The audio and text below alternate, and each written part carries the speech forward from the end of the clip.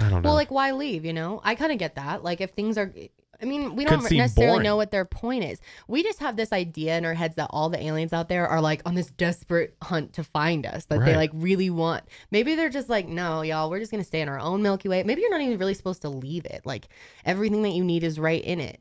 Yeah. You know? So that clip you just watched was of my podcast. I am working so hard on my podcast, you guys. I would really appreciate any of you checking it out. So there's a channel linked below where you guys can watch it, or you can check us out on iTunes, Spotify, SoundCloud, TuneIn, Stitcher, and milehigherpodcast.com. Hi guys, welcome back to Talk Tuesday. Going up on the Tuesday. So for Talk Tuesday today, I wanted to talk about a news story / current event true crime situation that so many of you guys have tweeted me about, asking me to make a video on it. So I did, but keep in mind, this literally broke about a week ago, so the story is extremely fresh and there's not a ton of information out there, but I'm gonna do my best of explaining what we do know so far. We are going to be talking about a family, parents, that held their 13 children captive for most of their lives. And this is actually the start of a brand new series here on my channel. I've actually been wanting to do this series for a long time, so when this story came up, I was like, you know what, this is a good time to start this series. I'm going to call this series Found,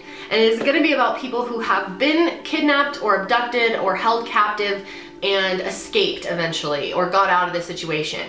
And I really wanted to do this because I talk about missing persons cases a lot and true crime, you know, stories where it ends in not such a great place or the person hasn't been found. So I feel like I wanted to do some types of videos that are not positive, but have a happy ending to them, you know, a story of survival. So today we're going to be talking about David Allen Turpin, who was 57 years old, and his wife, Louise Anna Turpin, who is 49 years old. And we're gonna be talking about their family. And these people had 13 kids, didn't take care of them, and pretty much tortured them all of their lives. The kids were just found and are now safe, and they actually age and range from 2 to 29. So absolutely insane. So going back to when David and Louise met, they were really young. She was really young. She was only 16 and he was 23 at the time. So definitely not legal. They were both religious. They actually met at a church, and they decided to run away together at some point, and their families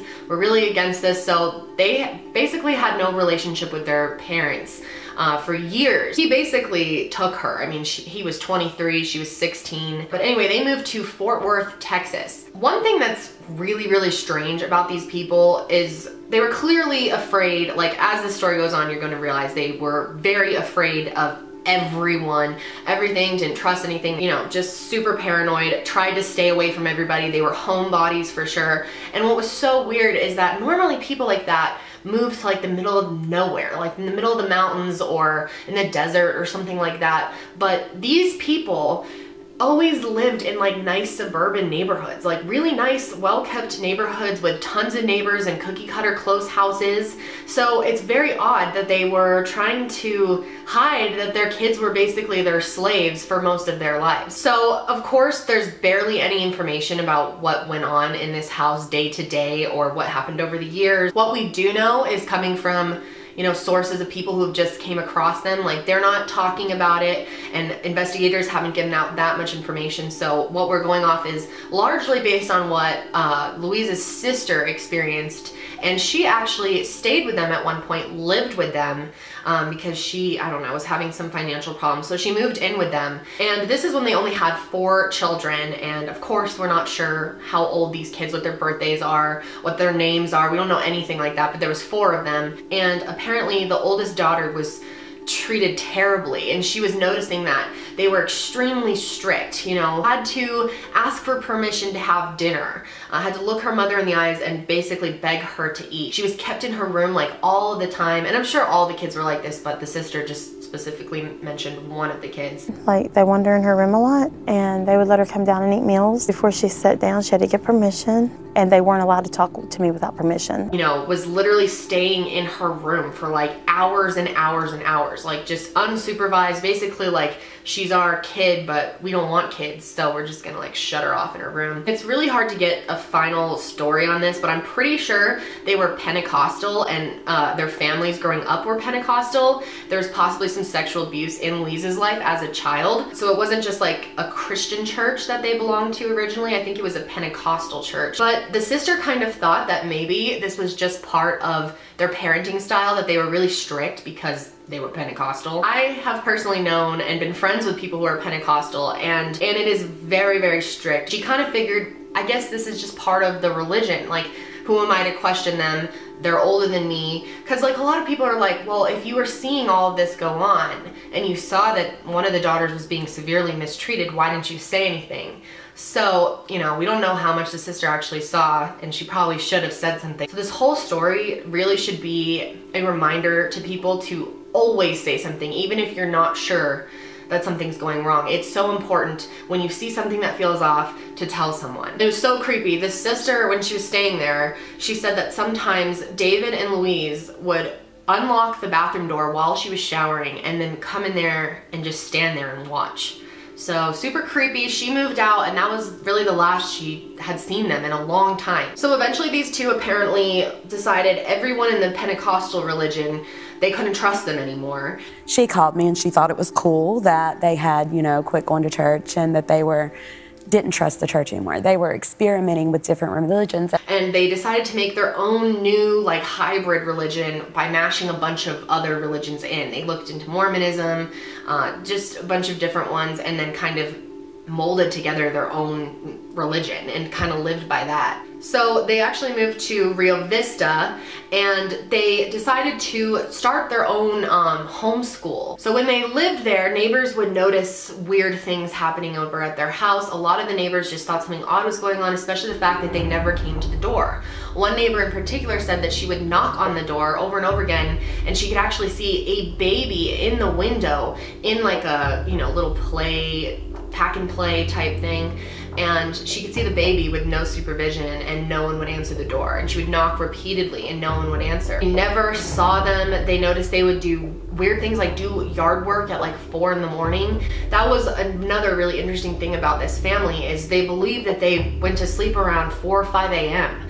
They were completely like nocturnal. And oh, and really, they would make their kids do like chores during the night. Neighbors, people who worked the late shift, would come home and see them making the kids, well, unless the kids voluntarily did this, but I doubt it, but the kids would walk back and forth in the room, just march back and forth in like a straight line. Neighbors thought it was weird, but didn't call police. So again, if you see weird shit like that, it's not a bad idea to make an anonymous tip. At one point, they wanted to hide even more, so they put a double wide trailer in the back of this house, like all the way in the back of the yard, so that the house was blocking anyone from seeing the trailer, and they literally lived in the trailer. So their house was just, it was the weirdest thing. Like, these people were clearly both very mentally ill. These kids were so malnourished. They think that most of the time they weren't fed. I mean, they were starving. There were kids that looked 7 years younger than they actually were, because that's how malnourished they were. They all look younger than they are. So they eventually moved again, and when they did, their house was foreclosed.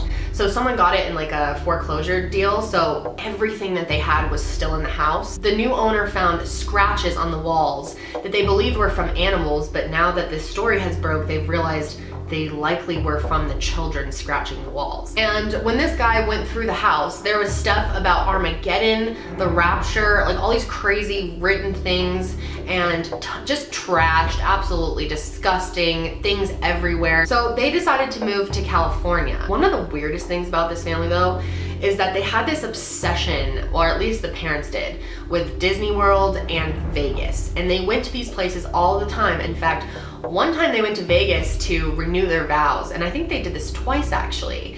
And they brought all of the kids to Vegas with them. They would go to Vegas and they would go to like this Elvis, you know, those weird cheesy like wedding places where, you know, someone's normally dressed as Elvis and Elvis marries you. Falling in love with. And they sung Elvis songs and made the kids dance, and the kids look so uncomfortable. The video footage is so weird. I think it's crazy that they loved Vegas enough that they were willing to risk people finding out about them. You know, this weird family, their kids could have easily told someone, but they used so many control tactics on these kids, like things to make them not want to say anything or to be scared. Like they were very, very afraid of the outside world, actually. They would do things like buy these kids toys and keep them in the packaging. So they would show them the toys, but never let them have the toys. They would even be known to leave pies on the counter for the kids to look at, but not get to eat. And not only were they not fed, but they were barely allowed to shower. A lot of them were shackled to furniture literally with chains and handcuffs. And they weren't even allowed to go to the bathroom at some times. They had to just go on the floor wherever they were. The children had barely ever seen doctors, if at all, and had never been to a dentist. And all of these things that they would do to these kids were just ways of controlling them. They were scared. They were completely mind controlled. And they hadn't barely spent any time in the outside world. Imagine how different your life would be if most of your life you were tied up or in your house, not allowed to go outside, not allowed to experience anything, not allowed to read or watch movies. I mean, who knows what these kids were allowed to do. The only thing they were allowed to do was write in journals. The parents actually gave them journals, and it's so interesting. They wrote tons and tons of journals, and it's actually how investigators are now trying to put the pieces together. They're trying to read these journals, and now they have a first-hand account from the kids about what was going on. So it's going to be a lot more coming out. So how did the police find out about them? How did this all come crashing down? Well, one of the daughters, we don't have a lot of information about her, what her name was or anything, actually escaped through a window. It had a disconnected cell phone, so like a cell phone that's not even in use, but you can still use it to call 911, and she called 911. She told the police, I just escaped. I have 12 other siblings chained up back at home, and she was even able to provide them with photos as evidence. So thankfully, these two were arrested as soon as the police got there, and the kids were taken to the hospital where they are getting care, and investigators are working with them, as well as, of course, psychologists and people who are going to help them get somewhat of a life together. But it's going to be a challenge for these kids. I mean, they have been through some crazy shit. They probably all have PTSD. I said this earlier, but like the fact that they never really tried to be out in the middle of nowhere makes me wonder how many families that are like this, like crazy, and they're scared of everything, Armageddon type people, have gone out into the middle of nowhere and like had a bunch of kids and forced them to stay there, and we just don't know about it. Like there's got to be versions of this family that are out there actually doing it right, you know, trying to actually stay off the grid and not go to Vegas and not.